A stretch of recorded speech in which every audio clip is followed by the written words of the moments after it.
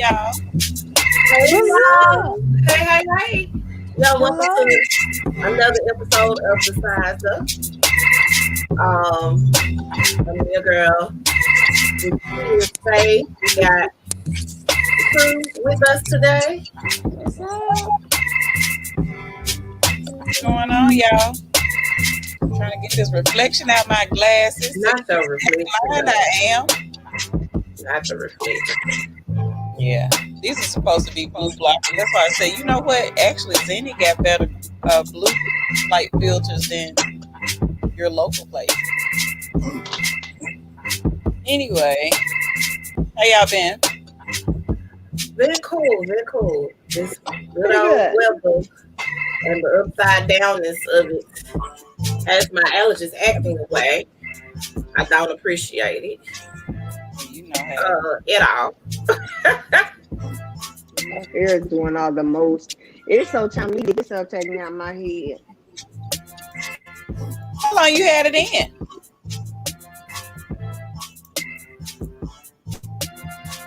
The Okay. the 31st of December. Okay. But that's a good long time that That is is low. a good time. Yeah, that's a good amount of time. Because it was the Okay. weekend. It was the weekend. It was the Friday before my birthday. So it's either Okay. it was the first.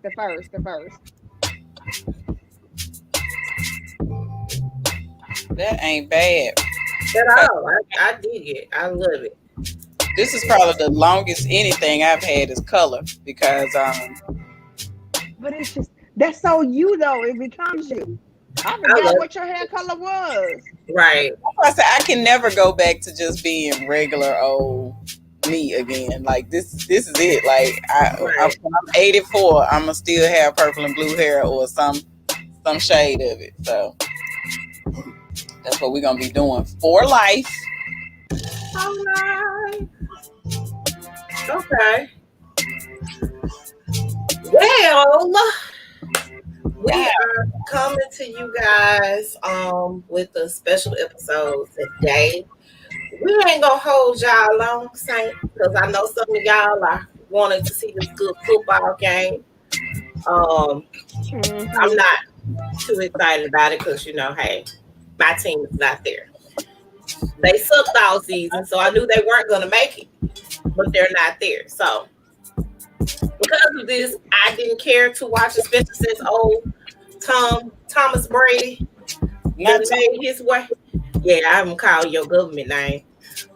Thomas Brady has made has made it to the Super Bowl with the Tampa Bay Buccaneers, who ain't been good since last whatever. I don't know. I just don't know. So I do definitely. want Kansas City to beat Thomas and them. Thomas and friends.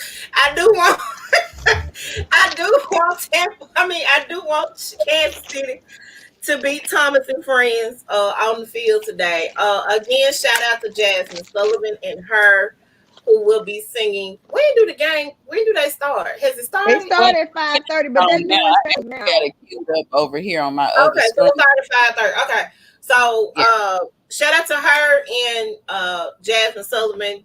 Jasmine Sullivan will be singing the national anthem. Her will be singing America the Beautiful. So shout out to those lovely young ladies. Do well, do us proud. We're going to be watching. I will not be watching the halftime show though, because I can only take so much of the weekend's voice. I like his music. I just can't do no whole show. I can't do that. No, 15, 20, 30 minutes, however long it is, I can't do that for that long period of time. A song or two mixed in, a little mix that I hear on a regular, okay, cool. I ain't gonna be able to do that. Okay. At any rate, That's respectable. I'm just saying. Um, so at any rate, today we are going to talk about something that I read this article. One of my friends on my Facebook page, I think it was Erica, shared this article that was written by Janelle Dixon from The Mm-hmm. Root. And the title of it is "For Colored Girls in Their 30s and 40s Who Feel Like Life May Have Passed Them By." Mm-hmm. This kind of hit home for me. Oh And Um, many yes. people though, You're not the only and one though. yeah. So here's the thing. It's I personally have seen friends that have grown, that have gotten married, that got families, they successful, they running companies, they high powered attorneys, they're doctors, they doing their thing, and I just kind of sometimes feel like, well, what the hell am I doing? You know? Um, but I just got a job and I got some kids and I'm just going by life. Right. Um, and a lot of us feel that way. A lot of us had dreams. We've had aspirations.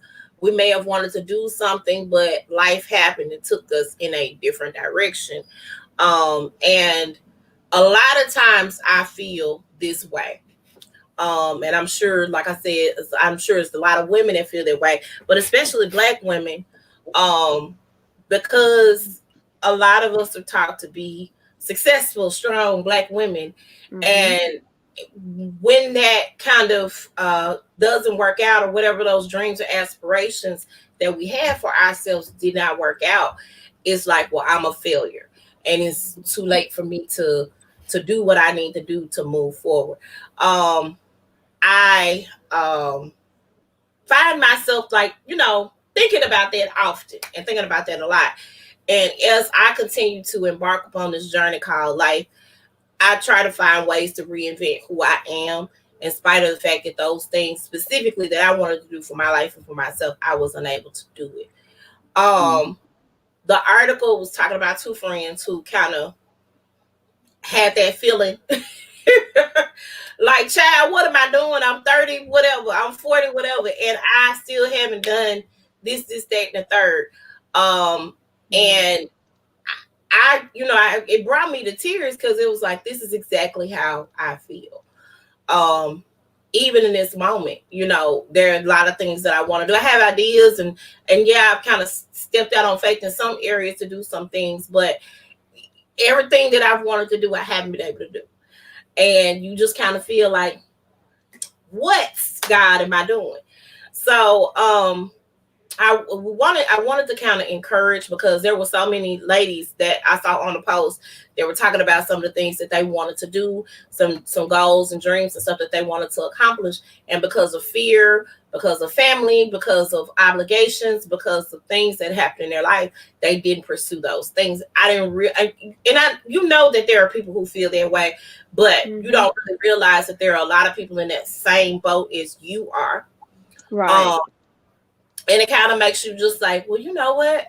Maybe I can, but also, we are going to show some ladies that actually started a little later on in life as right. well, just to kind of encourage you guys about that. But I want you guys to chime in and just kind of talk about kind of how the article made you guys feel, um, what your thoughts are on it, that sort of thing.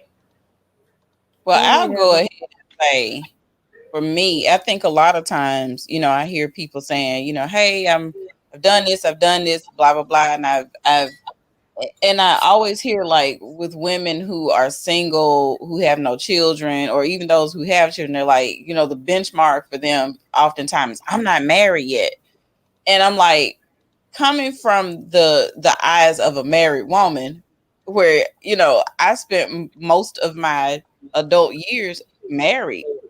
You sure have. You know what I'm saying? Like, I've been a married person the majority of my life. The opposite, especially being a young mom, the opposite was for me. Like, well, hell, if I wasn't married and I have kids, I could have done all these things. And it's always looking at somebody else's success, or what you think the benchmark of their success is, or yours, and you have the same type of, you know, not even necessarily fears or regrets, but it's like, I could have had this, if I hadn't been raising kids for the past however many years, I could have been this much further in the things that I wanted. Or had I Mm-hmm. not had, uh, you know, had a family, then I could have pursued the type of career that I wanted to pursue. But you have to choose, because we've been taught that you can't have both, or you can't have it all. Right. And so I think for me, it hit me because I remember being 25 saying, I haven't done this yet. You know, I didn't get to go to law school. I'm not a lawyer. All I am is somebody's mom and somebody's wife. I remember that hitting me hard. I remember at 30 saying, I still haven't done this. And here I am with 4 kids now, you know, and I remember those things. And I think I've really, maybe in the past, like 5 to 6 years, where I'm no longer living in that something's passed me by mode, where I've changed it to, all right, so what we doing? You know, I can go and live the rest of my life complaining about what I don't have, or I can make the changes to, you know, do what and get what I want to have. So I think that, you know, for all of us, I think that there's a little bit of what if that happens for us because of the way that particularly Black women are raised and treated, which is to be, you know, your life really isn't yours, because you kind of being groomed to be in the way of, you know, for me, I felt like I was being groomed to be somebody's mama and wife when I didn't want to be. And Right. other feel like they, you know, were groomed to have careers, but they want the family and all this type of stuff. So I think that we have to change as, you know, introspective and retrospective adult women in our 40s. We're in our 40s, but those in their 30s as well. We have to be the mentors for the younger generation to say, hey, stop, let's pump your brakes. What is it that we want to do? Yeah. And start changing that narrative so that we can kind of offset some of this feeling of regret and missing out that a lot of us are starting to really articulate. Yeah. So, Wendy, chime in, honey. Well, I can definitely get what she's feeling because, you know, I can't get my thoughts together because I feel right now, I feel like I am stuck. You know, I'm stuck in that job. You know where I work at. I am I'm a single mom of a teenage boy. The dreams and the goals that I set myself up to have, I did not achieve. Went to school, graduated with the bachelor's degree in journalism and communication with the emphasis of broadcast journalism. I wanted to be a reporter. I'm not a reporter. I'm not even an anchor woman. So, but then I think about it. If I would have pursued my dreams, I may not have had Joshua. So, so I'm just at this point of my life. Okay, I can't worry about the past now. Cannot worry about what I didn't do, what I should have done. I can't worry about the coulda, shoulda, woulda.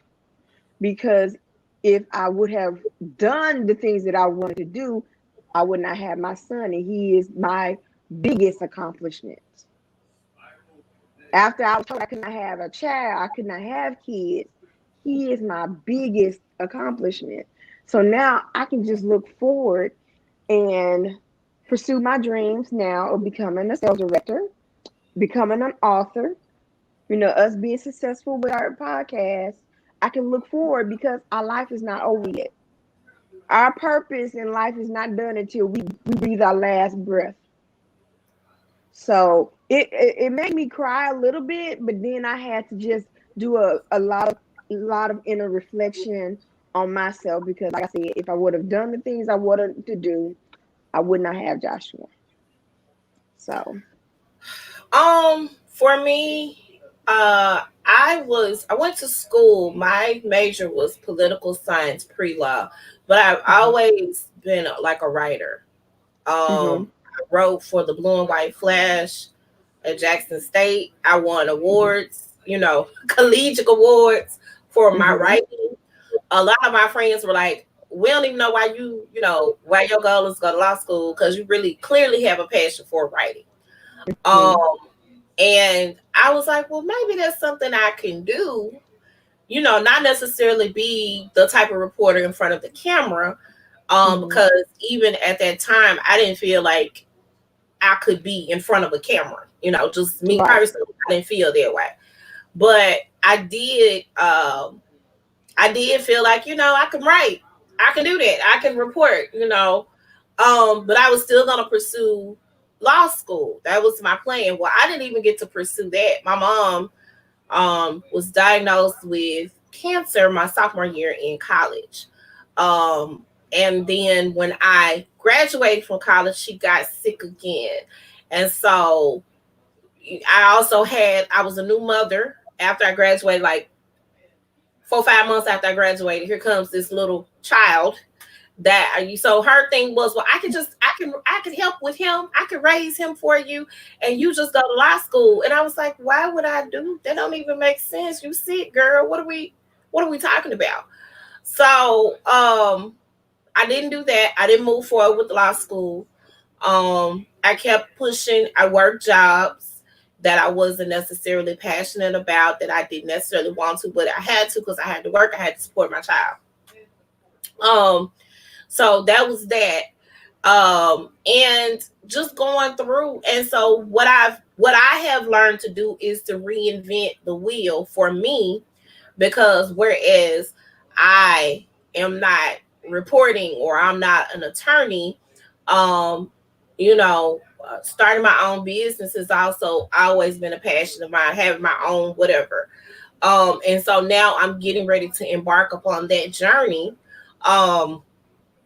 which is a scary thing to do at this age. I'm in my 40s. Lord Jesus, why at the age of 40 something do you decide to just step out on faith? But that's where I am right now in life. And then even with the reporting and the media type of thing, I got the idea to do the podcast. I got the idea to do the Size Up in 2016. And a lot of people don't know the history of the Size Up. My sister and I always have crazy conversations about whatever's going on in the world. It don't matter what it is. It could be sports, it could be politics, it could be whatever. And so I had this idea. I was like, well, hey, dude, this new thing going on called podcast. Let's do a podcast. We can do it. So we started doing the podcast. I was doing it, and then we stopped because my sister got a whole bunch of other stuff going on, and there's some other things that she wanted to pursue. So I was like, well, what am I going to do? I got this idea. I want to do this podcast. I need to keep going. So for so long, I kept saying, we're going to do it. We come with new episodes. We're doing this. We're doing that. It never happened. And then I was like, that's okay. I said, listen, girl, what you want to do? You want to do this podcast?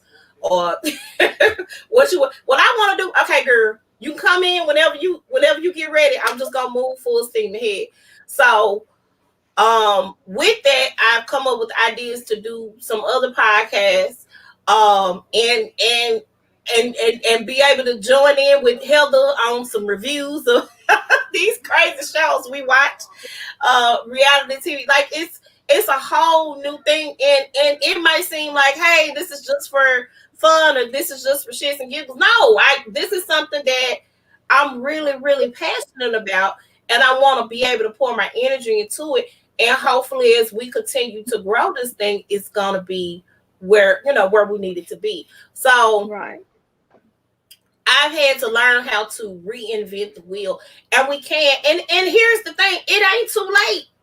Just because you done hit the 30-year mark or the 40-year mark or even the 50-year mark. I had a classmate when I was at Jackson State who was 70 years old that walked across the stage and graduated at the age of 70. She said she had always wanted to have a college degree. She always wanted to be a music teacher. She said, I'd raised my kids and put kids through college, the whole nine. Husband and died.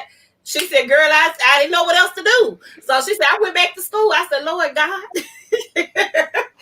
So to start as a freshman in college at 60-some years old is amazing. You know what I'm saying? So it doesn't necessarily mean that we have to stop in whatever those dreams are. I also wanted to be a singer-songwriter. Now, I'm terrified of, a lot of people probably don't feel this way about me because I'm really an album. Actually, I'm sometimey. I've decided that that's what I'm going to choose. Also known as the ambivert. Am I pronouncing that right? I'm sometime, okay? I used to think I was this extrovert, but I am not.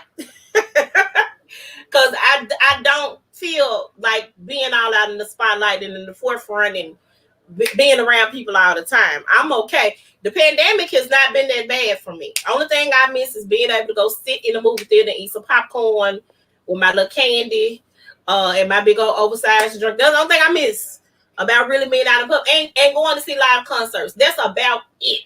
Other than that, me and the pandemic has been just fine. I've been on the couch. I done watched stuff. I done binge watched. I've been okay. I've been just fine.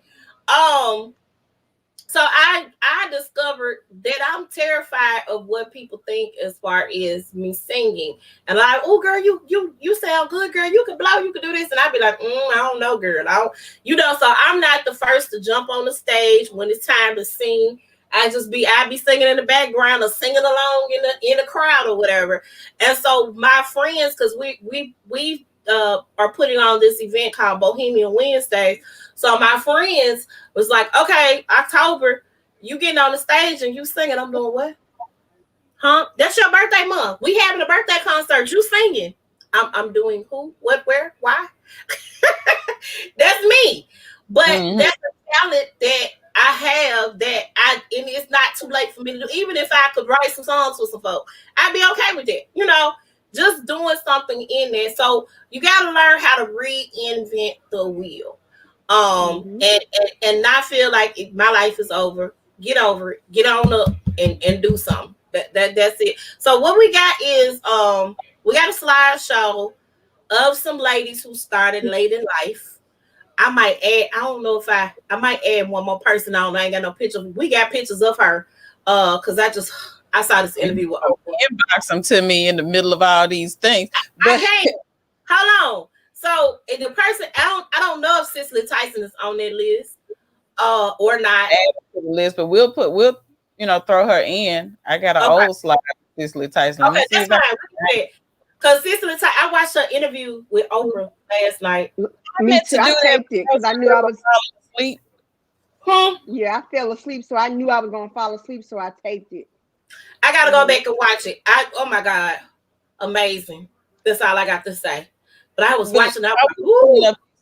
Though, let me just also say one thing I have learned over the past few years is to stop living in the past. Mm-hmm. I think a lot of times, again, we kind of get stuck in the, the we could have been. You know how you get those inboxes of messages from folks like, hey, back in high school I had a crush on you. Man, I had a crush on you. In college, I thought it was expired. You didn't say nothing to me. Right. So what do I do? As they say, what do I do with an expired crush?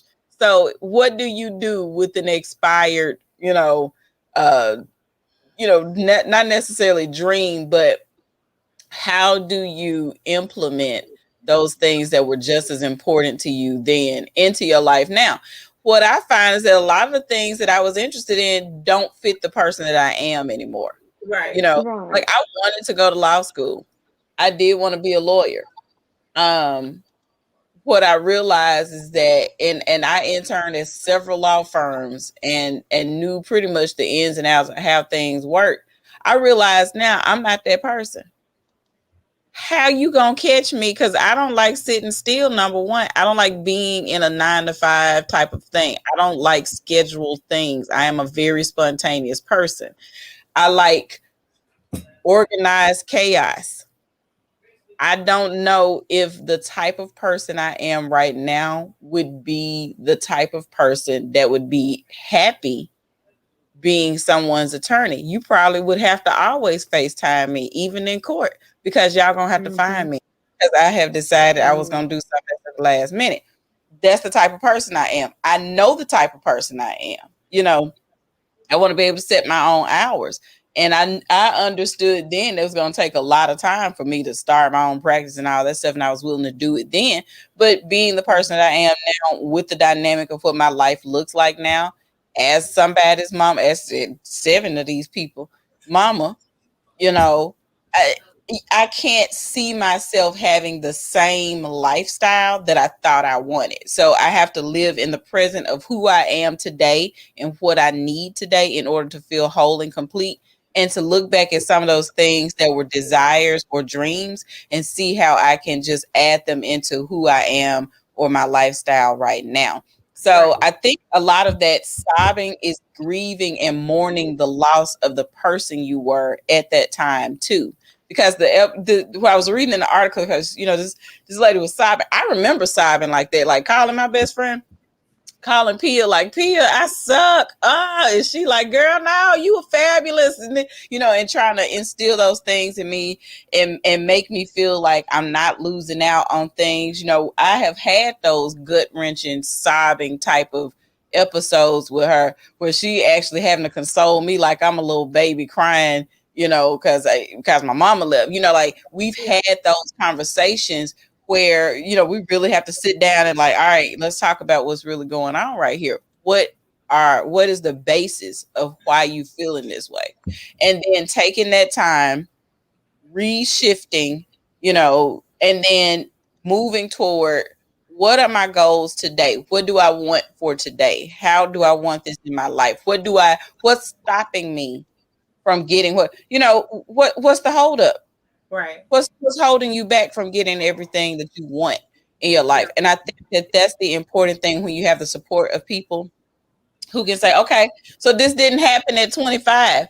What can we do now to make sure that it happens before 45? Right. You're still young, you're still moving around, you're still doing all these things. So I think the encouragement that came in this passage, and then looking at the slides that we have set up, shows that if you got just a little bit of driving you left, you can make a whole lot of things happen within your life that are impactful, that are positive, and that you still can create the life that you want for who you are right now. And it can serve you as well as those things you thought you wanted or felt like you missed out on in your younger years, and you still can be whole and complete and impactful and strong and all those nice, good adjectives, now, but you come with the life experience that you can help mentor somebody else into this part of their life without them feeling the same way that you did. And that's where I think our commitment is at this age, looking back, is to help the next generation and bridge them into that next part of their life, so they can say, hey, this is what I thought I wanted. I didn't get it. And I felt like things are passing me by. And we can be like, hey, wait a minute. Let's look at the good stuff. And let's talk about what can we do today to get you closer to those goals. And I think that's what we have to do now. So, would you say? Yeah. Not a whole A and B selection from the And I absolutely agree with that. That's why I say you have to reinvent the wheel for yourself.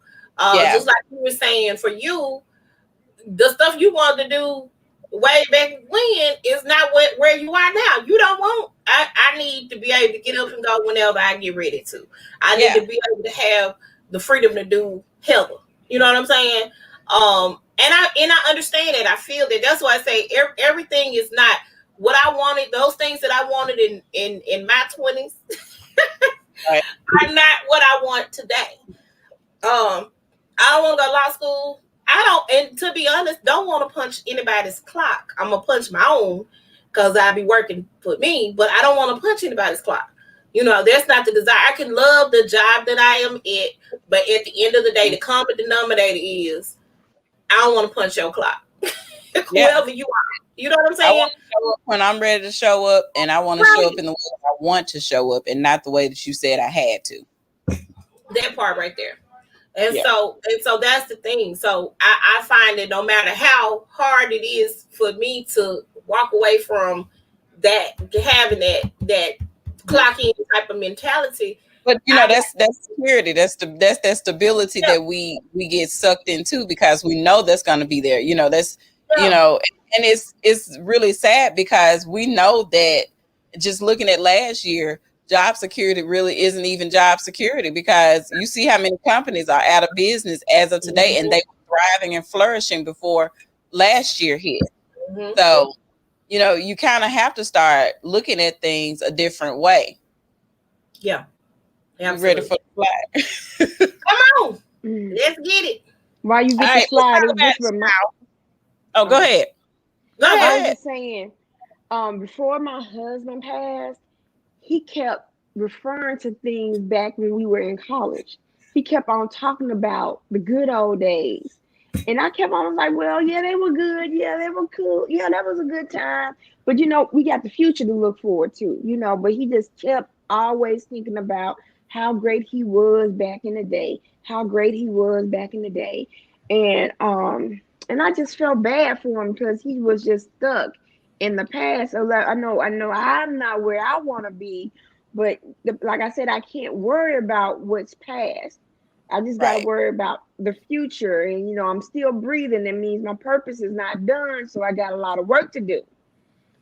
Yeah. But yeah, I just wanted to add that. Yep.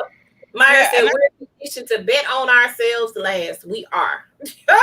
We sure And I are. think that's the thing, though, like what you're saying. Like, I think a lot of times we always think that the past was better, and that we don't really look at the future as it could be even better. It could be great, if we put that same energy into, having that hindsight. So I definitely agree with you on that. Like, sometimes you just kind of gotta say, but what about? We gotta look forward to the future, because I mean, hell, my knees I can't pop, lock, and drop it like I could and do hydraulics and stuff. I have the knees of Megan Thee Stallion. No more. No. Right. And I'm like, what I can do, I can do whatever over here, but we definitely ain't finna be doing all of that today. So I can't be looking back on the knees of the 90s. Cannot. I was kept becoming and all this, so I can't be doing all that. I can't be doing all that. Right. Can't do none of that. Jesus. I got to go get some osteo something for homecoming, Jesus. Like I be telling for listen now. Get that doggone Aspercream out, because and Ben Gay and whatnot. And I'm his friend. And quit playing. Right. All right, let's get on these slides. Okay. So Taraji P. Henson is one person that comes to mind. She's been acting for her whole, basically her whole life. And now she's, getting the notoriety that she deserves. But when she started out, Taraji was playing a teenager in her 30s when she started out. I'm just gonna put that out there right now. Some of these shows she was on late 20s, early 30s. When she was playing Baby Boy, she was like 26, I think was the first major role that she got. So you think about that, she really, normally when people start in Hollywood, 9 times out of 10, you got your Drew Barrymores, you got all these other women that they've been in Hollywood for a long time. Gwyneth Paltrow, her parents were already in Hollywood. I think her dad was a director or writer. Her mom was, and so was Drew Barrymore. Yeah, she came in a line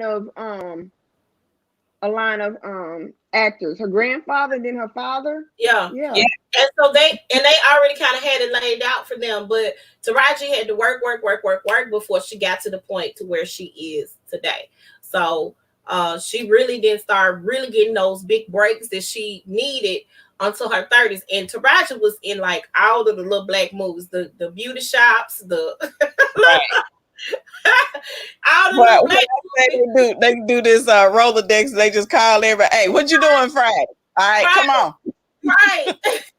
But you know what? Gabrielle Union started acting in her mid-20s, her mid to late 20s. Yeah.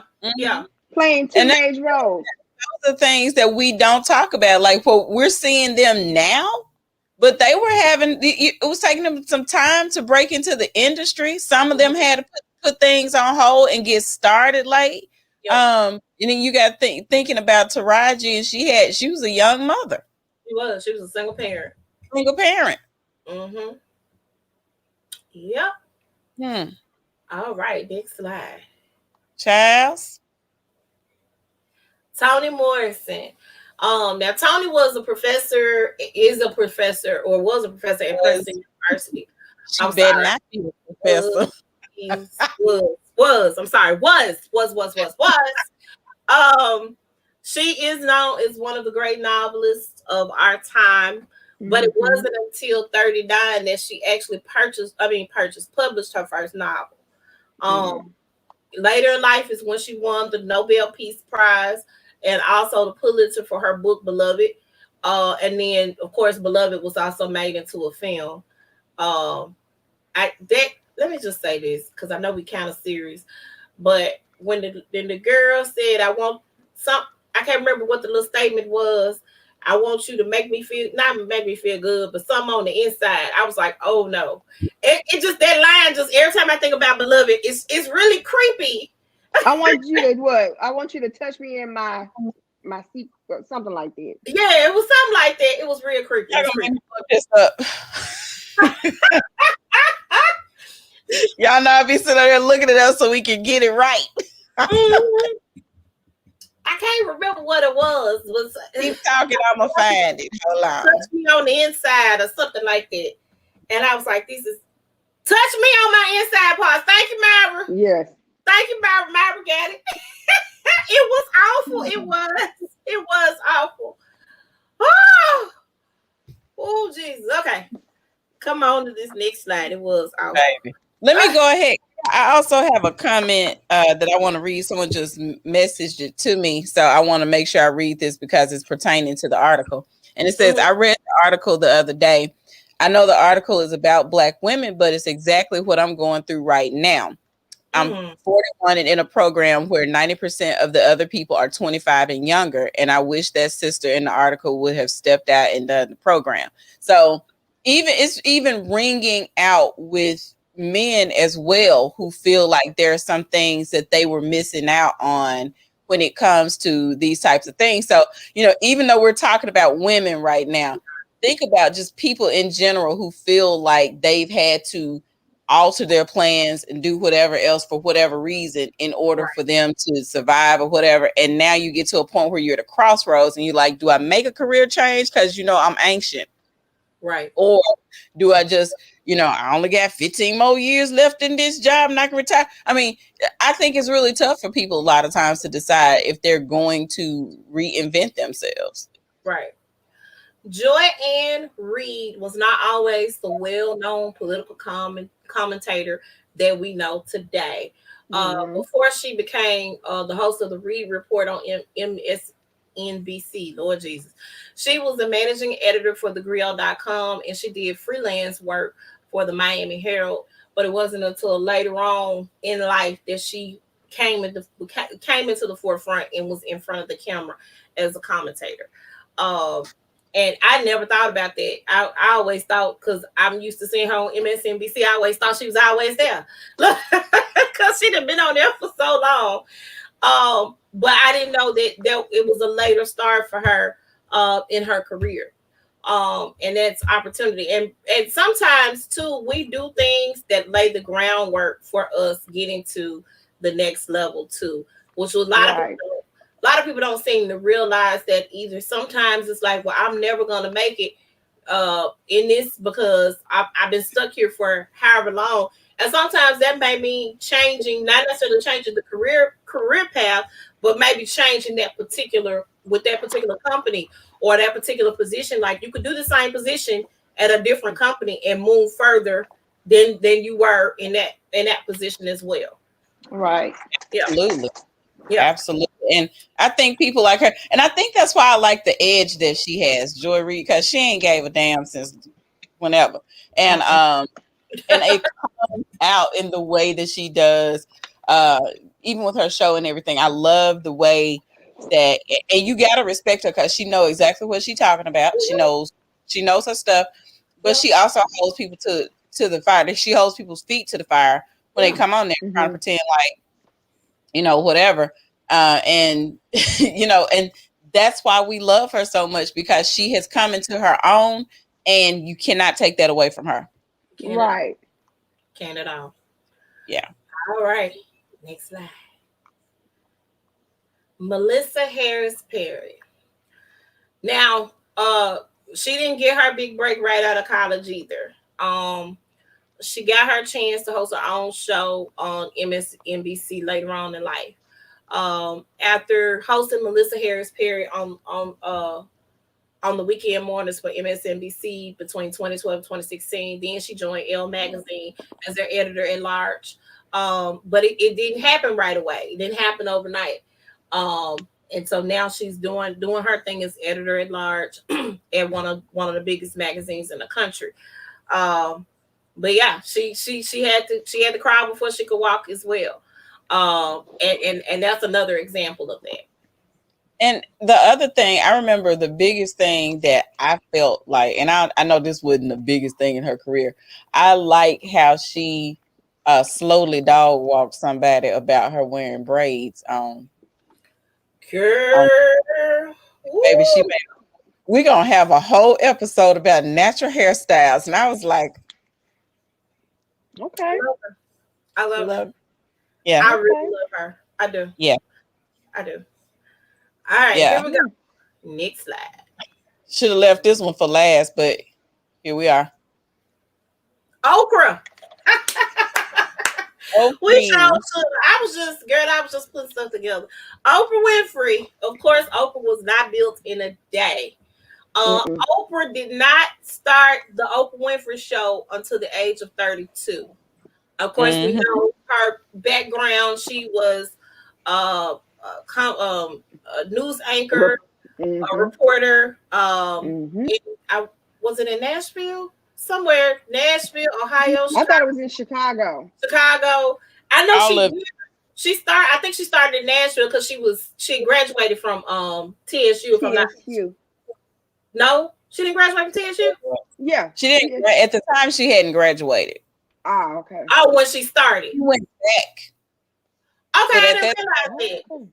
Yeah, I no. Remember saying she was a graduate of TSU, so I didn't know. Well, okay, she wasn't a graduate at that time. She went back. Okay, so okay, yeah. All right, and of course now we know her to be one of the first Black billionaires, Black woman billionaire, and also she has own network which we frequent. I know. As a panel, as a group of ladies, we watch Own Network. I definitely do. I love the shows on there, and I love kind of what she does. Super Soul Sunday is one that I enjoy. In Masterclass, her Masterclass. I just enjoy the network. So shout out to Oprah. And then also her to me her influence. She says, "I bought this from this place." That that place will blow up.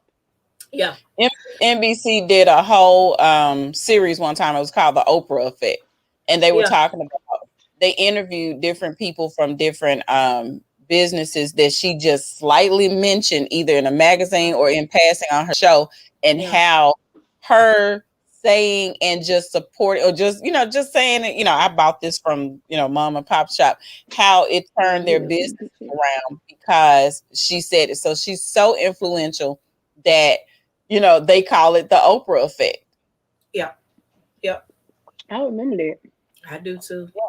Yeah. I had a dream to sit in the audience and get a car, but she ain't got the Oprah Winfrey show. In fact, one of our Memphis Megan Motley, her Goodness Gracious cookies.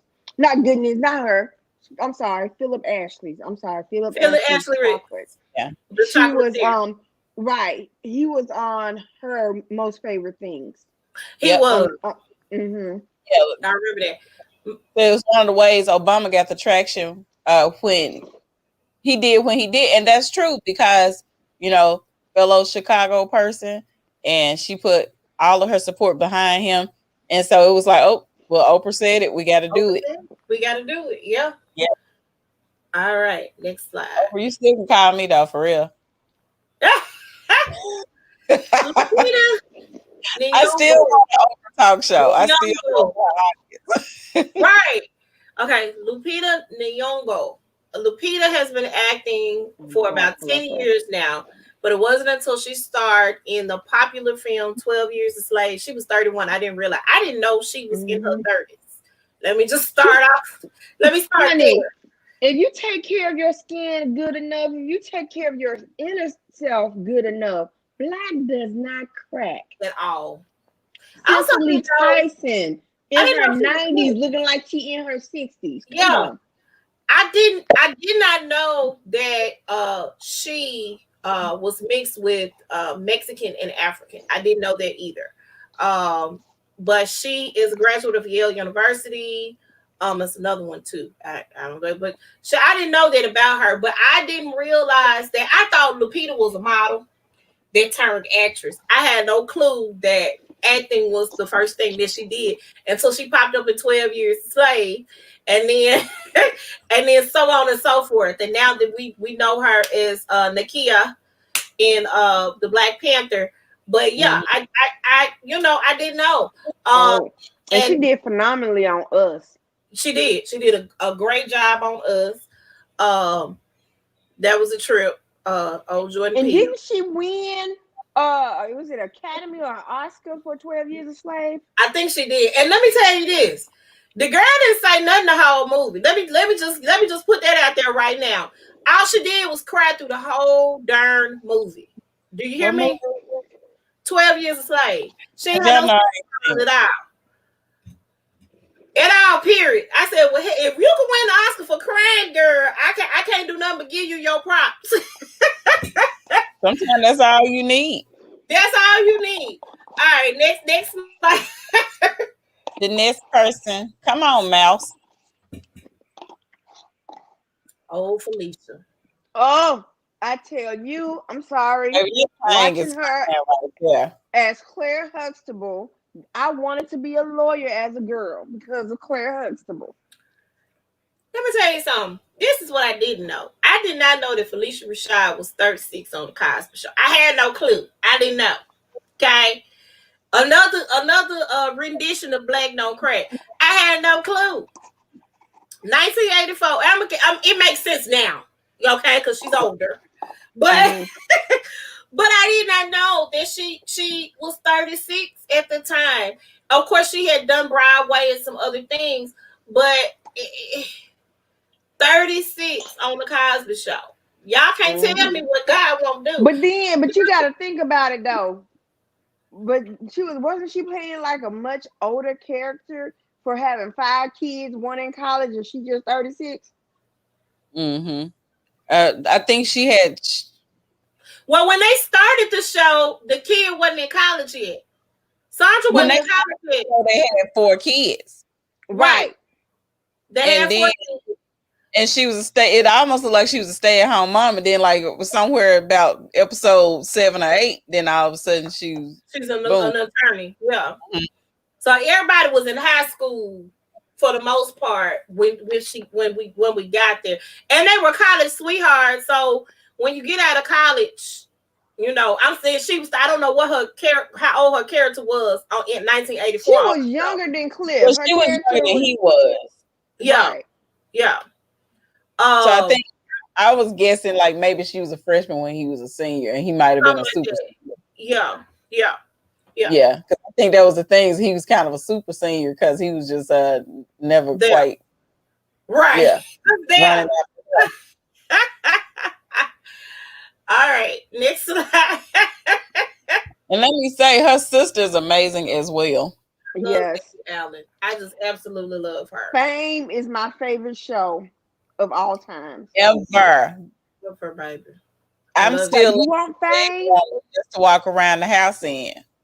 Well, Fame costs, and right here is where you start paying. And let me tell you this.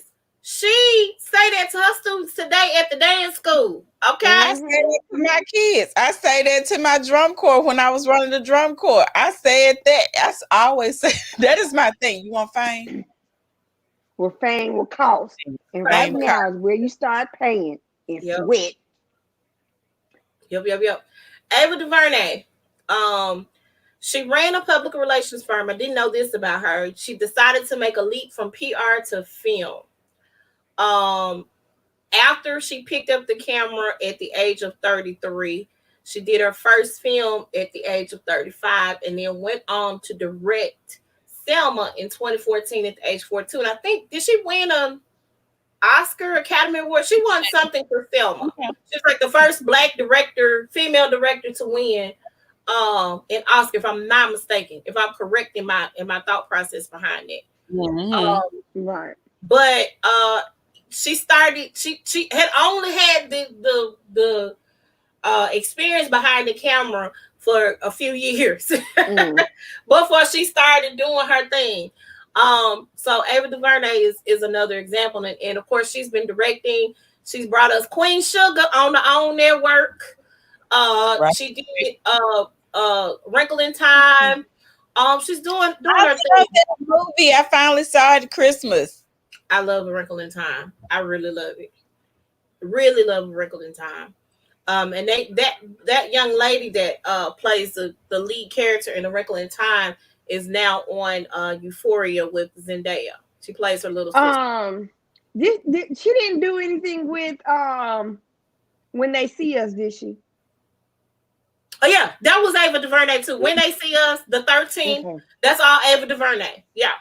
Okay. So she won Golden Globe Award, Academy Award for Best Picture. I don't know what year this was, but Academy Award for Best Documentary for 13th in 2016. Okay. So that Golden Globe Award. Woo. Chad, where are these glasses? That Golden Globe. You took them out because they was.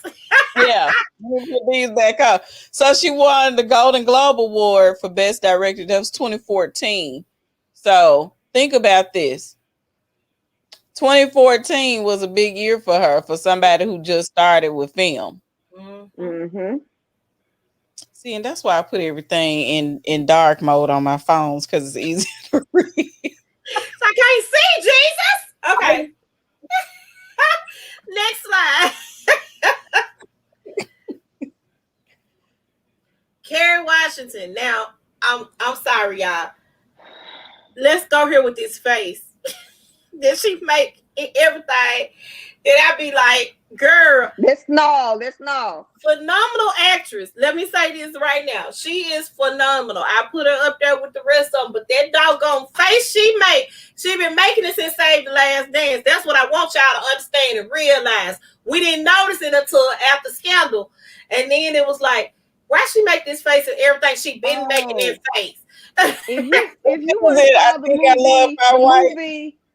the movie American Son, the Netflix movie American Son. Yeah, I didn't even watch it. I couldn't, because you saw her. They said it was her making that face the whole film. I couldn't do it. I said, I was about to say, that was the trailer for the movie, was always her with that face. I can't do it.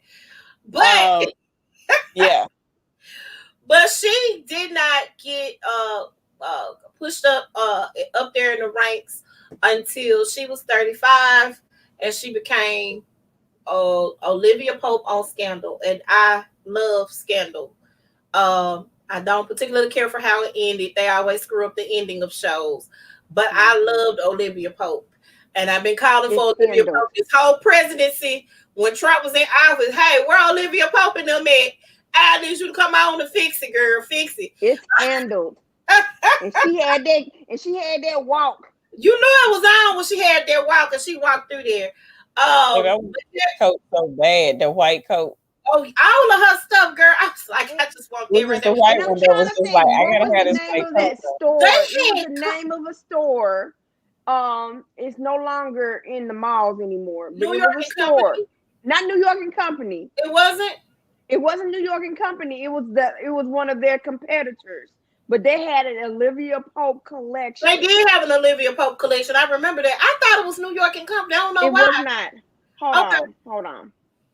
Or was it what's the other store that I used to go to all the time? Hold on. I'm about to find it. Okay.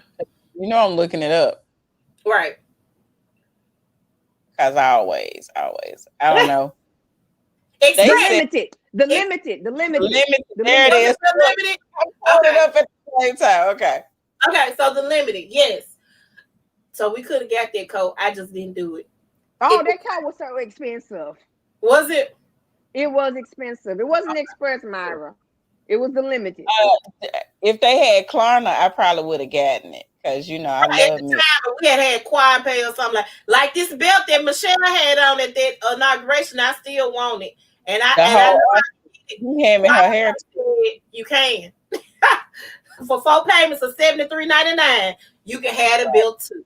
And you know what? It's worth it. It just, I think 4 people need to come together with $73.99, and everybody just should up. I ain't even playing. But yeah, so and Kara Washington has her own production company. Her husband, with his little fine self, is acting too. Ooh, that was so fine. Oh, Sylvie's Love. I was like, oh my gosh. Yeah. I was like, he looked familiar. Then I saw the name. I said, oh, that's Kara's husband.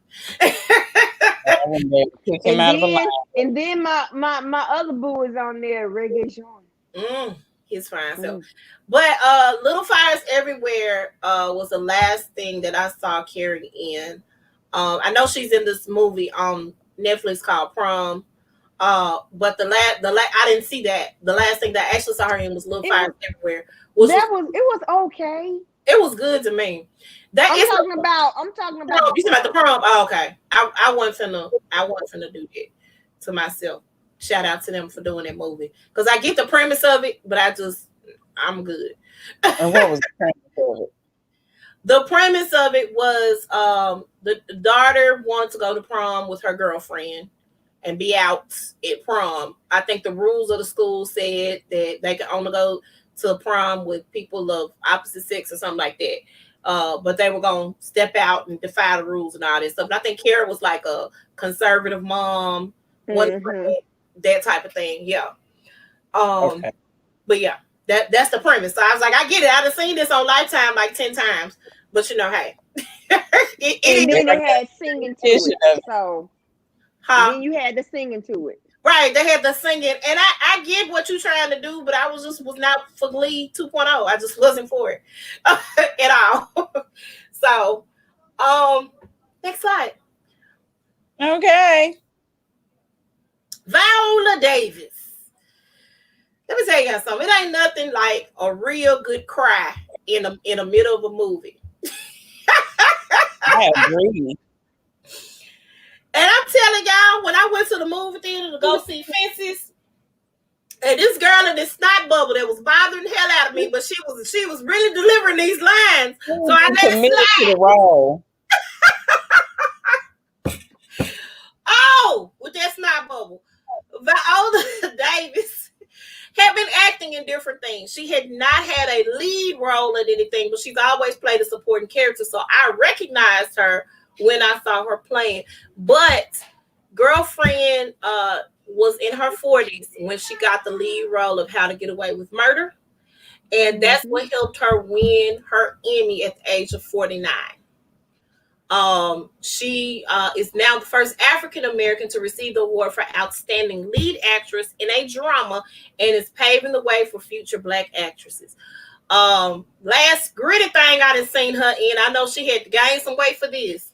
But Black Bottom is the last thing I saw her in, which was the last thing Chadwick Boseman did. Yeah. It was good.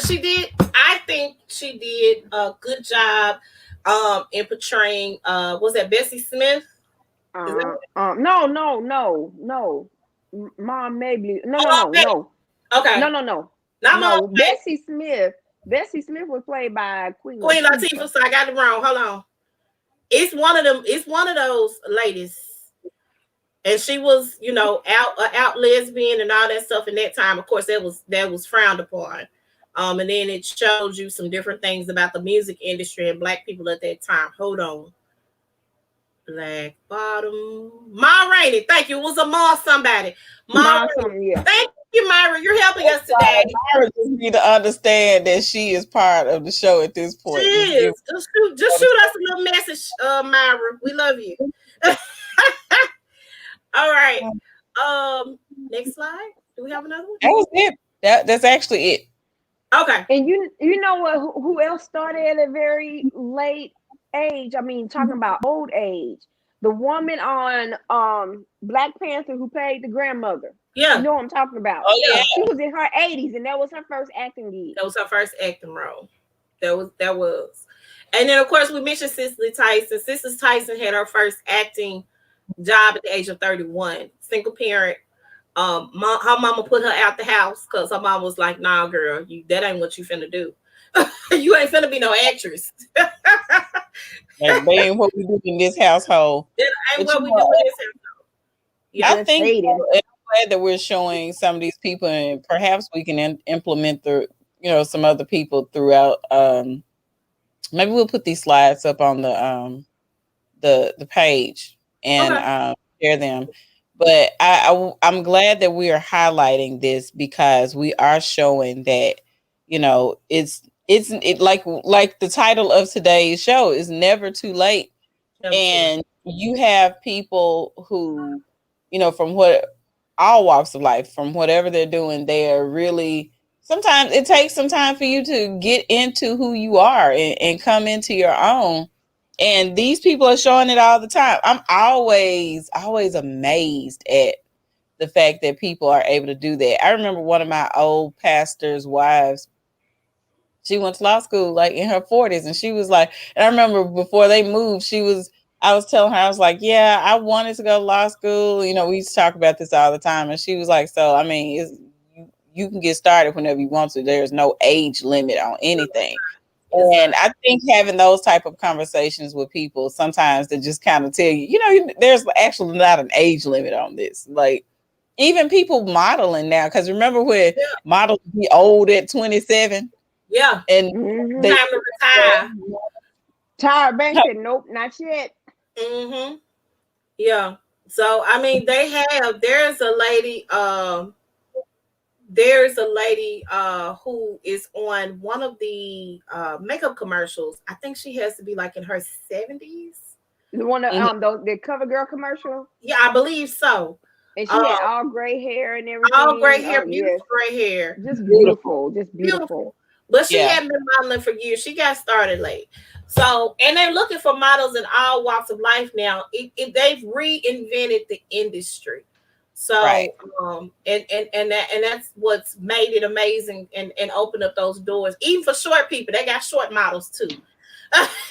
Yeah, because and everybody type. Right, American Next Top Model. She even had a contestant that was in her mid-40s. Yeah, and it's about time. Yeah, 16, 17 years old, like a Tyra Banks was, or Naomi Campbell was getting started in the modeling industry. You can be now older and get into model. So yeah. I really like that. I'm glad that things are changing, because we were talking about that. Even your girl Tambra, she can start over. She can. She absolutely can. Got her eggs frozen, but at the 10th age of 47 and a half. I am sorry. 47 and a half, baby. You can't tell me she ain't she is 47 and a half. I need to see a birth certificate. But Tamara Hall had her child at 40 something. Janet Jackson had her child at 50. Well, she said she was 49, or she was turning 50 when she had Moses. That's Tamara Hall. Huh? What's that baby's name? His name is Moses. Okay. She named him Moses. I said, you know what? Okay. He's Jewish. His dad is Jewish, so. Okay, the dad is Jewish. Okay. Mm-hmm. I still feel like that's something your grandmama would name the child. But yeah, okay, cool. Right. Don't forget my Myra. Huh? Yes, God. Older moms. That's why I said, me and Myra grew up together, and she had her first baby, and I'm like, yay! That's good. Glad. But I'm really happy for those, especially those women who've always wanted to be mothers, and they couldn't, or whatever the situation was, they tried and tried and tried.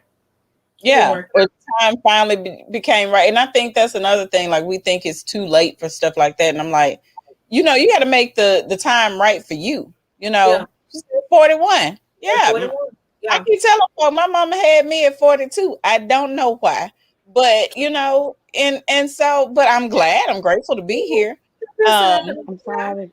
don't know I why. had I to don't. make sure I got fixed because I'll go crazy if I got pregnant Not again. fixed. Not fixed.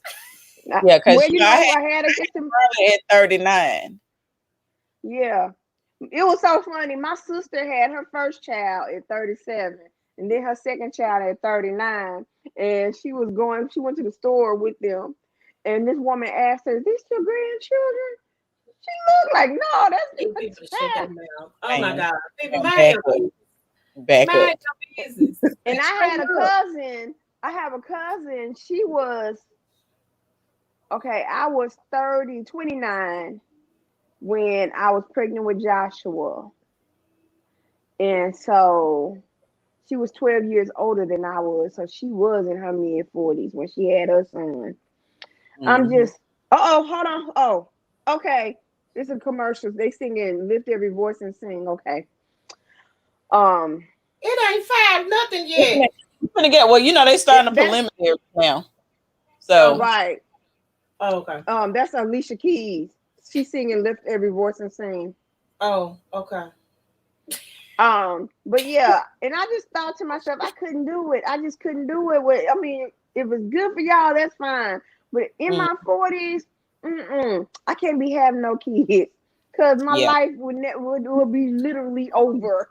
Just Mine ain't think gonna about be over, but I don't want to be 62 champion my baby rocking across the stage. I don't want to do that. I have a trip around the world playing, preferably Ronald Jenkins is gone. When So Jalen goes away to college, I will come to town for some football games. But I am going on to travel the world and see things. and I don't have and time. then just think about it. Janet Jackson will be almost 70 when her child. That's what I'm saying. Like who does? I mean, okay. you gotta think about, y'all gotta consider this that we're Yeah, talking she about got nannies. Yeah, That's her. yeah, That's her. She done been like, everywhere. we're talking about I'm talking about versus me. who already have a team. Yeah. You know? There's possibly a child before that with her and James DeBarge. We've What you been saying? talking about that for years. What she What say? you saying, Myra? She said, but it is what it is. Who knows? There may be another. For you, Myra? For Could you? you Are you making call an announcement? Hold on. If I get pregnant, I'm suing. Oh I'm yeah, you getting got paid. some lawsuits that are afoot. If I get pregnant, it's because I was stupid. You said what now? I said, She if I gets get pregnant, pregnant, it was because I was stupid. Oh, okay. Okay. drunk, stupid. Okay. Yeah. I'm just saying, Myra, call me so we can make a family decision on this planet. Y'all know me Oh Lord. and out my time. That's how Oh, friends do. that Like, is so so when are we nice. having another baby, even though it ain't got nothing to do with you. You be Right. like, when are we having another baby? No, I cannot. Again, when Jada walk across that stage, that's it. Faith is going to see what the world has for her. Okay. I had it got postponed by 7.5 years because he came. I will come in for football games. It's a big game. I need you there. Okay, baby. I'm flying in for the game. I just know. Absolutely not. Okay. Well, do we have any announcements? Okay, we do. You guys, check it out. Bohemian Wednesdays is coming up February the 17th. I was gonna say 16th, 17th. With Tanya Dyson. It's going to be a smooth living restaurant, but there is also a live stream that will be taking place. So it does not matter where you are in the country or the world. You can spend $10 and get your ticket, and you can watch from the house. You can make a night of it. I know you people are all in love and stuff for Valentine's Day. There can be a continuation of Valentine's Day. Get you a nice little steak dinner, some garlic mashed potatoes, some wine, a nice little green vegetable salad. A week of love. Yeah, you have a whole week of love. And you can watch us. You can cast. You can get the live stream, download it. Sometimes the app you can pull it up on your TV, especially if you got a smart TV, and just log into the app from there. Or you can cast it from your phone or your tablet onto your TV, and you can watch it on TV and have a good old time. So please make sure you guys get your tickets. They are available. They're $10 either way. It's gonna. Hi, Chris. We wrapping it up right now because game. We knew y'all was gonna be watching the game today.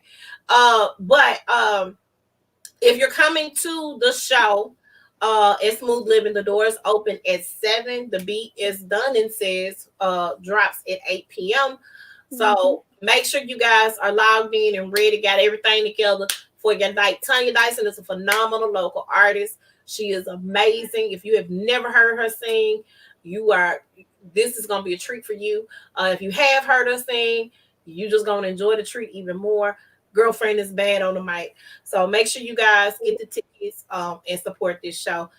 We support local artists here in the city of Memphis and surrounding areas, and this is what we're doing. So he said that's why I love y'all. We understand. Yep. Okay, Wendy, how can they reach you? Well, of course, they can always reach me on Facebook, Wendy Edinburgh Smith. My Instagram is at vlux76, and my website is www.maryk.com/WEDINGBOURGH. And this month, I am doing buy 2 lip colors, get 1 free, so you can interchange with lip gloss, lipsticks, and lip liners. All right. Buy 2 get 1 free. Buy 2 get 1 free. Oh, okay. Buy so we're gonna need a flyer. We're gonna need a flyer. We want you to post it on the page too. Okay, I'll do it. People can get in on that. Okay. Valentine's Day is coming up, so if you know your Valentine likes some lipstick and some lip color, make sure you hit up Wendy. Heather, how can they reach you? Well, right here, right there. That's how you can reach me. No, but y'all know I'm at Heather's Passion Academy. I'm all things Heather's Passion Academy at this point. Even with YouTube, I finally started putting content on my page after 3 years, and I'm proud of me. It's never too late. It's never too late. Right. Hercules. Y'all follow me on YouTube because we're going to start doing a lot of the relationship review, like a lot of shows that have relationships and everything. We're going to be doing reviews regarding that. Of course, our favorite Bell Collective and things like that. You'll also see that I'll be doing adult bedtime stories, which is what I'm reading stories or passages out of books.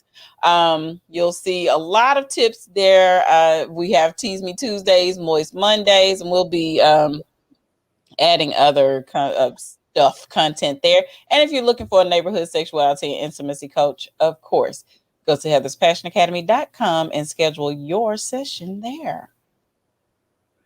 Ooh. All right.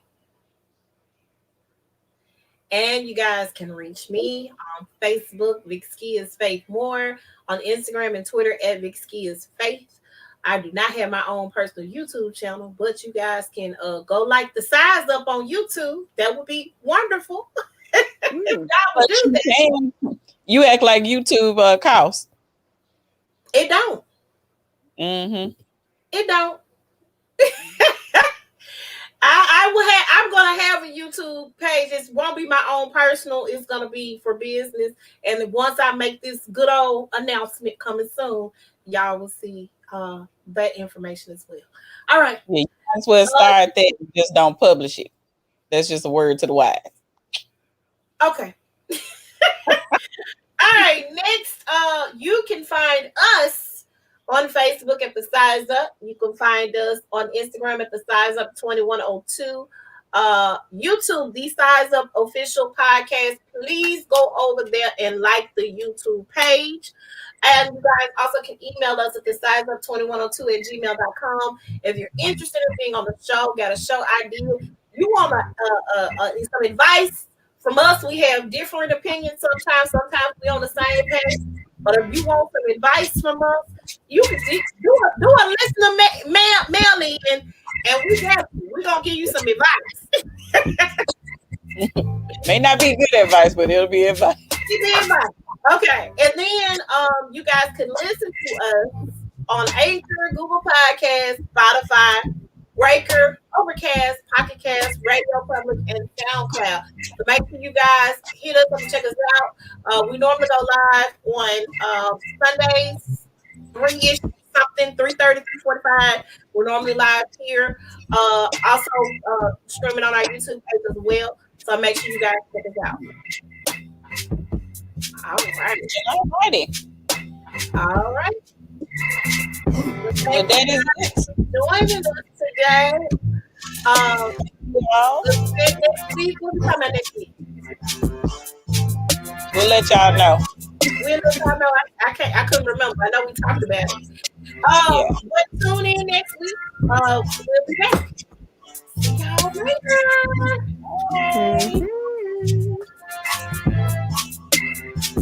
Bye, y'all. I don't know how I got stuck in this.